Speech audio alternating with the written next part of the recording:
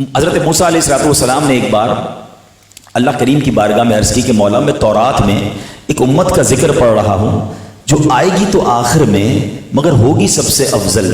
اے اللہ وہ ایک نیکی کرے گی اس کو 10 نیکیاں ملیں گی، اے اللہ وہ امت میری امت کر دے۔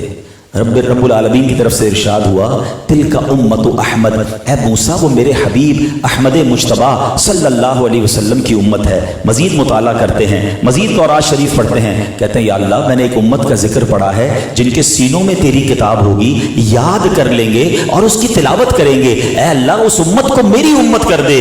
ارشاد باری ہوتا ہے تلک امت احمد، اے موسیٰ وہ میری حبیب احمد مجتبی صلی اللہ علیہ وسلم کی امت ہے۔ کچھ عرصے تھوڑا اور مطالعہ کرنے کے بعد پھر عرض کرتے مولا میں نے ایک امت کا ذکر پڑھا ہے کہ جن کی شفاعت کی جائے گی، اے اللہ وہ امت میری امت کر دے۔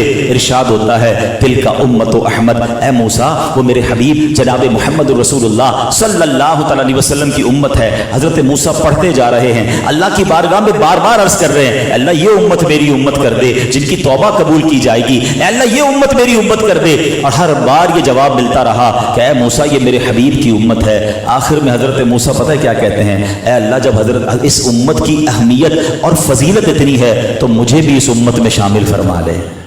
کلیم اللہ ہے مگر کیا فرما رہے ہیں، عرض کر رہے ہیں کہ مولا مجھے بھی نبی پاک آخری نبی کی امت میں شامل کر لے۔ اے امتیوں یہ مقام ہے تمہارا، وہ ہمارے نبی ان کے ہم امتی، امتی تیری قسمت پہ لاکھوں سلام، میری خوش قسمتی میں تیرا امتی۔ ہمیں شاید اندازہ ہی نہیں ہے کہ ہمیں کتنا بڑا مقام دے دیا گیا۔ قیامت کے دن ہم بے شک سب سے آخر میں آئے ہیں، مگر قیامت کے دن سب سے پہلے نبی پاک جنت میں جائیں گے، اور اس کے بعد تمام امتوں میں سب سے پہلے جو امت جنت میں جائے گی وہ جناب رسول اللہ کی امت ہوگی۔ اور جب تک امت رسول داخل نہیں ہوگی جنت میں، یہ جنت باقی تمام امتوں کے لیے ممنوع ہوگی، حرام ہوگی۔ اور یہی بات سیدی اعلیٰ حضرت لکھتے ہیں نا، آپ فرماتے خلد ہے سب پر حرام جائے نہ جب تک غلام، خلد ہے سب پر حرام جائے نہ جب تک غلام، ملک تو ہے آپ کا تم پہ کروڑوں درود۔